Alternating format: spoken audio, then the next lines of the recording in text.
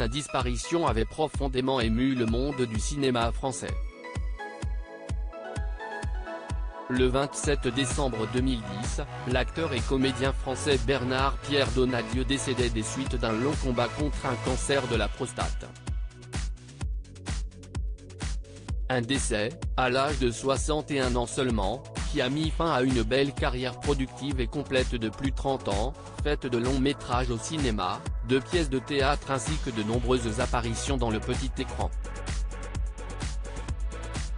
Mais avant de laisser un grand vide auprès de ses proches et de la comédie française, Bernard-Pierre Donadieu a eu le temps de transmettre cette passion à l'une de ses filles, Ingrid Donadieu.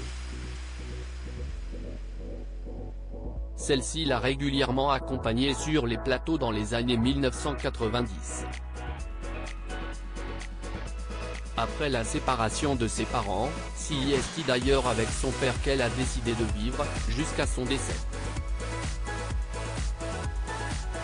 Après avoir suivi des cours d'art dramatique dans le but d'entamer une carrière d'actrice, elle a effectué ses premiers pas au théâtre dès 2005, dans la pièce CST Jamais facile de Jean-Claude Isler, mise en scène par Jean-Luc Moreau. S'en suivent quelques rôles au théâtre et des apparitions dans des seconds rôles au cinéma, comme dans le long métrage Mauvaises herbes du comédien Kairon. Du théâtre à Avatar.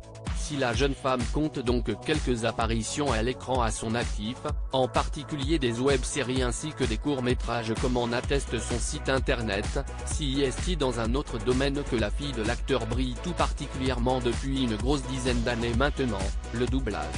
En effet, Ingrid Donadieu est une voix bien connue des cinéphiles qui aiment regarder leurs films en version française.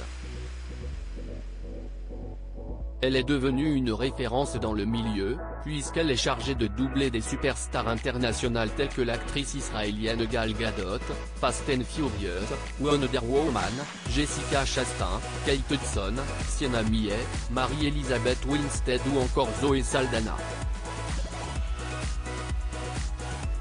CST d'ailleurs en doublant cette dernière qu'elle se retrouve aujourd'hui dans la version française de Avatar 2, La Voix de l'eau. Une aubaine pour elle, qui assurait déjà le doublage de l'actrice Zoé Saldana dans le premier volet, tant le nouveau film de James Cameron devrait déferler sur le box-office et marquer son temps comme étant l'un des meilleurs blockbusters de tous les temps. Nul doute que son père serait particulièrement fier d'elle aujourd'hui.